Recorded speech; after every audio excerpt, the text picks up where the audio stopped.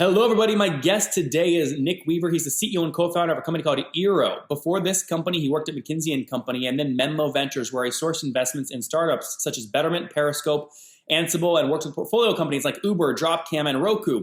Frustrated by the Wi-Fi solutions on the market and unable to find a better solution, he set out to build Eero with his co-founders, Amos and Nate. Nick is originally from Chicago, graduated from Stanford with a BS in Management Science and Engineering, and currently lives in San Francisco with his wife. Nick, are you ready to take us to the top? Awesome. All right, good. So tell us about Eero. What does it do and what's the revenue model? How do you make money? Yeah, Eero is pretty simple. It's a whole home Wi-Fi system. So if you're sick of having, dead spots or buffering when you're streaming video, you plug our units in around your house and you end up getting, perfect Wi-Fi in every corner of your home.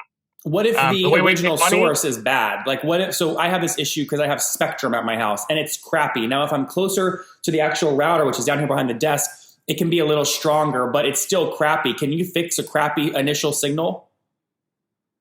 So we can't fix the signal coming into your home. So that you need to get from your internet service provider. But once it's into your home, what we do really well is we make sure you get those speeds everywhere else. So you plug our device into your modem, or your gateway. We take over all of your Wi-Fi connectivity, and then we make sure you get it everywhere in your house. And how does this tech behind that work? Yeah, so we do a few things. One, we invented our own mesh networking technology. So what that means is we're really good at having all these units join together and repeat the signal for each other. So you end up having a really strong signal that's really fast everywhere, and we use mesh technology to do that. Okay. The other piece we've done is we've built this cloud and mobile app, and what our cloud does is it's constantly tuning and optimizing your connection. It's like having an IT admin that's always on, always monitoring your connection to make sure it's working properly. And we have a really easy and simple app so that you can, fire it up, see what's happening on your network, set things up, really simply, and then also share your internet access with your friends and family. You can enable, more enhanced security to keep all your devices safe. You can turn on parental controls to keep your kids safe. There's a ton of stuff that we unlock by using our mobile application. This seems like a very smart way to enter kind of the home automation space. With this as kind of the starter product. Everyone kind of needs Wi-Fi. It's easy to plug in. There's no lights you're trying to change or faucets you're trying to get water things work or thermostats you got to connect to some heating system. Why haven't, I know Google has a play in this space, so does Apple, but why haven't the Comcast and the internet service providers jumped into this kind of tech? Well, the internet service providers are continuing to try to improve their in-home connectivity experience. What the tack that we've taken is building a product like this is incredibly complex. Like the amount of software required to deliver a perfect internet experience in today's world with dozens of devices, people streaming video, streaming audio, just the complexity is like 1 or 2 orders of magnitude greater than it was even just 5 years ago. So, frankly, we've been partnering with a lot of great internet providers, and they've been, putting our product into their customers' homes to have a really great experience. Okay, and how do you make money? Yeah, so we sell our devices. You buy an Eero system from Eero.com, from Best Buy, from Amazon, through one of our ISP partners. And then we also have a service that a number of our customers subscribe to called Eero Plus, which is basically a digital security system for your home. A lot of people have like an ADT system to protect the physical home, but you need something similar to protect your digital home. And we do things like parental controls, content filtering. We run a malware prevention service, antivirus, and basically make sure that every device in your home is safe in addition to your Eero network. Okay, and what percentage of people who buy the hardware choose to activate this online service? A lot more than you'd think. Okay, like can we say north of 20%?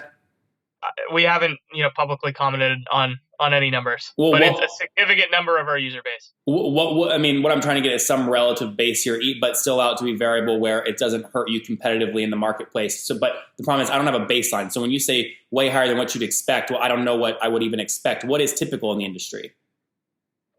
Honestly, it's something new. So there aren't really benchmarks. This is an entirely new way of delivering these Well, types of why would you products. then say, Nick, higher than I would expect when you know I don't know what I should expect because it's new? I didn't know how informed you were. Well, but you just said it's a new market. You don't know what it is. There are some corollaries from other products and services. Name a few.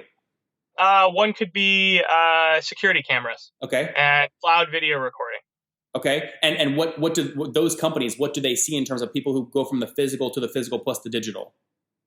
It ranges. It could be 10%. It could be 60%. It Okay. all depends on price point and and the specific product. Okay, good. Now, I want to learn more about the backstory here. It sounds like you saw and learned a lot going from, Menlo sourcing deals to consulting and working closely with some of these companies. You could have really probably gone into any one of these companies or gone and, created really any company you wanted. Why did you go directly into this space? What gets you excited about it?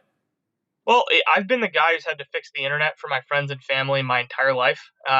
And everybody growing up, anyone who had my phone number would call me and ask me to go, make sure the internet just worked. And then when I was at Menlo, like you mentioned in the intro, we back companies like Roku and Dropcam, and the single biggest detriment to their product experience was the internet just not working in people's homes.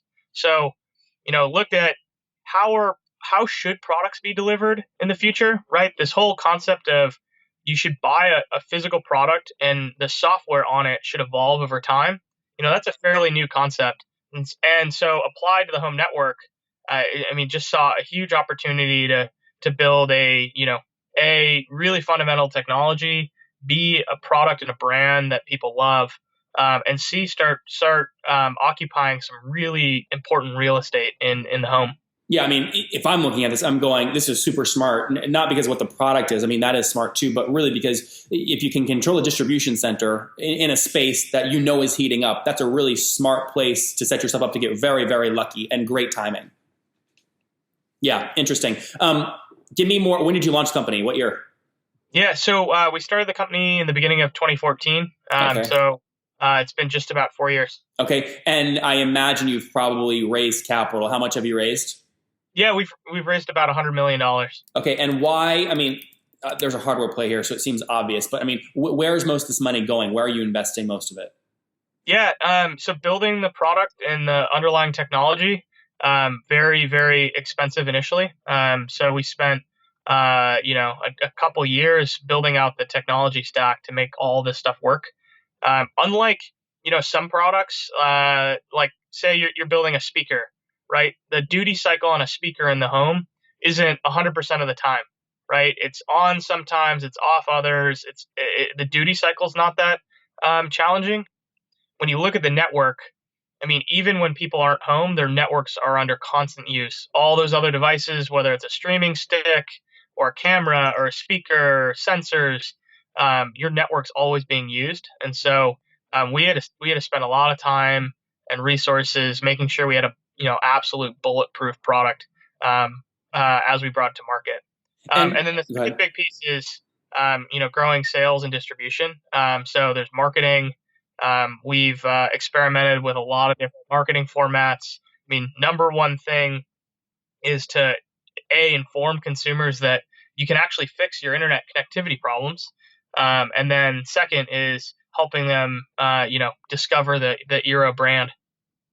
Now, there was some articles put out, and you did a big interview with Fast Company in terms of this space, where I think it was something around like 50% of total sales in this market, router sales in this market was really from systems made up like yours. You've got, I think Netgear's got a play in this space. Some other people have a play in this space. What is it? On these physical units, have you disclosed or can you share? How many of these folks are in the wild now today? Yeah, we haven't talked about numbers, but yeah, we've built millions of Eeros. Okay, so you've built me, and I'm assuming they're all not just like sitting in a warehouse somewhere, right? Have you distributed millions of euros as well?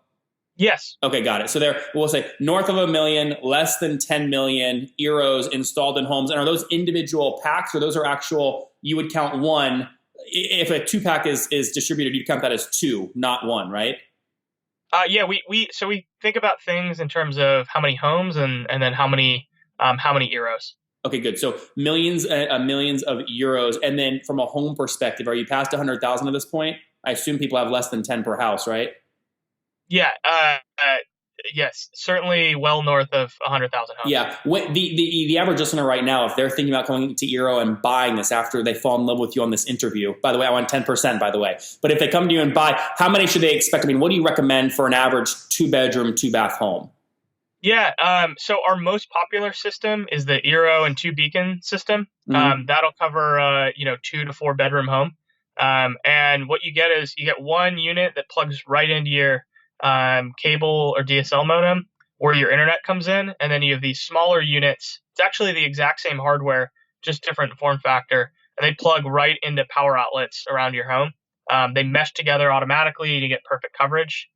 The other really popular system we have is the Eero Pro system, Mm-hmm. and that's 3 Eeros, and that's perfect for homes that have Ethernet, where people have wiring in their homes and they want to be able to take advantage of it. Okay. But those two are our most popular systems. And just to be clear, when you have like 1 Eero plus 2 beacons, and you say you've built millions of euros, you include those 2 beacons in that millions number, right? You still consider that part of your hardware offering. Yeah, the beacon's name is Eero Beacon. So okay, yes, it is.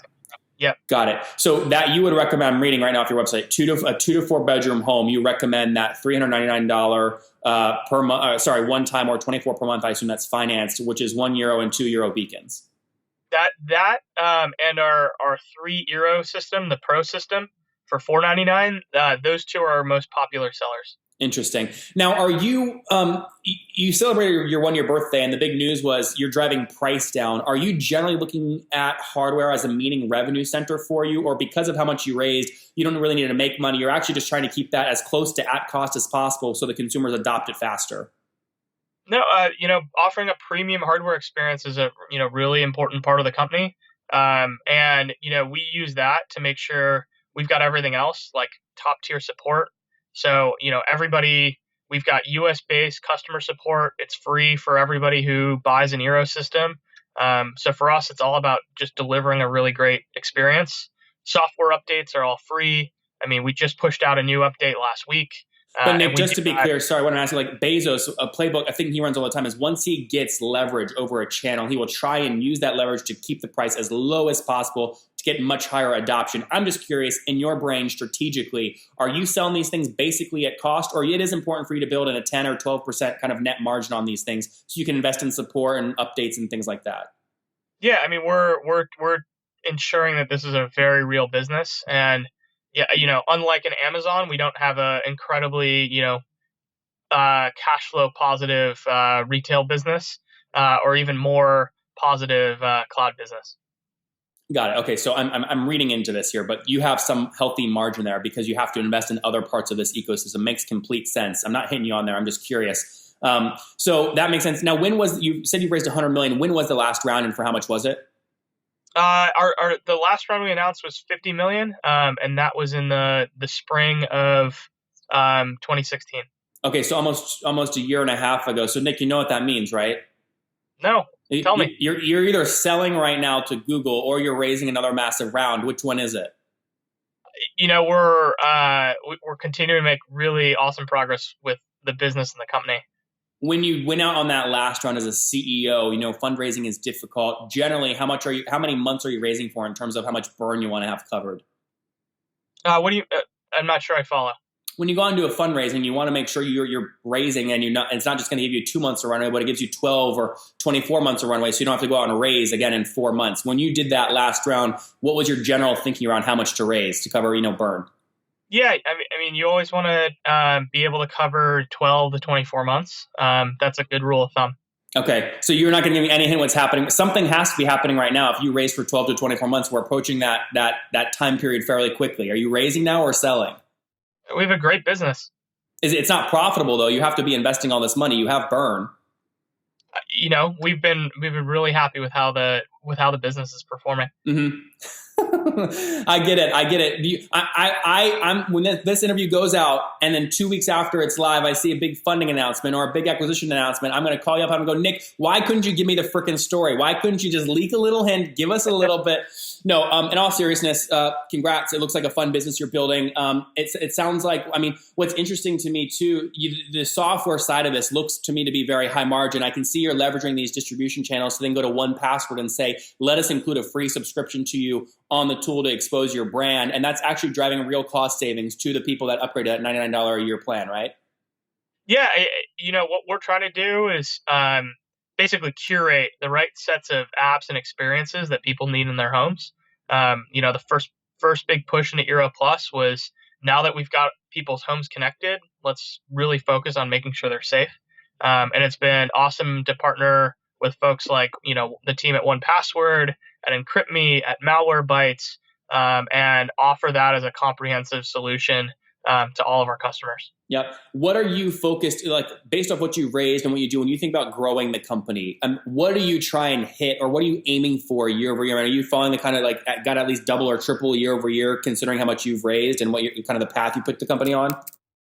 It's all a balancing act. Like, you're trying to balance margins, you're trying to balance growth, you're trying to balance, strategic initiatives. So there isn't one guiding principle, like you have to double year over year, you have to triple year over year. Yep. Well, guys, this is good stuff. We're going to wrap up here in a second with Nick. As a follow-up episode, you might want to go listen to actually Marcin from Malwarebytes, who came on and shared they passed 3 million customers and $130 million in ARR. And he references distribution channels like Eero in terms of what's driven a lot of his growth. So Nick, let's wrap up now with the famous 5. Number 1, what's the last business book that you read? A little bit different than a business book, more of a life book, but it's Man's Search for Meaning by Viktor Frankl. Man's Search for Meaning. Number 2, is there a CEO you're following or studying? There's a lot that I pull from. One right now, not a CEO, but it's incredible what he's done as a COO, is Dennis Woodside at Dropbox. They just filed their S1, and they have a phenomenal product and now an equally phenomenal business. I was shocked when I saw that he was able to hold on to 24% of the company, considering how much not Dennis, but how much he's been able to keep raising how much he's raised. It's been incredible. So I imagine there's amazing lessons in there. Is Dennis publishing anywhere? Are you learning from him anywhere other than? Sorry, are you learning from Dennis anywhere public, or is it just one-on-one chats you have with him? A combination of both. Where I'm blanking on the things you can read publicly, but I'll shoot you an email. All right, cool. Number 3, is there a favorite online tool you love for growing your business? The tool we use the most and have gotten instrumented into a lot of our systems is Slack. It's been, whether it's net promoter score and customer reviews to field analytics, like we've kind of used that as a dashboard for everything. Number 4, how many hours of sleep do you get every night? Nowhere near enough. How many? Last night was 5. Okay, all right. And what's your situation, Nick? Married, single? You have kids? Married. Kids. No kids. All right. And how old are you? I'm 29. 29. All right. Last question. What do you wish your 20-year-old self knew? Just figure out what motivates you. Learn what that is as much as you can, and meet as many smart and motivated people as you possibly can. Guys, there you have it from Nick. Again, learn from people as quick as you can. Figure out what motivates you and double down on that. He's done a lot, seen a lot at Menlo and other things he's done.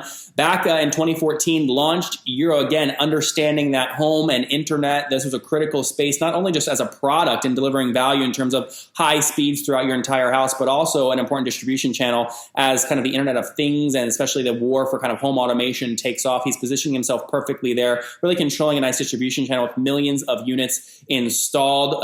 They have and he says specifically a nice uptake in their digital service as well, which is much higher margin than the product, and about 100 million in terms of dollars raised to grow this thing. Nick, thank you so much for taking us to the top. Thanks for having me.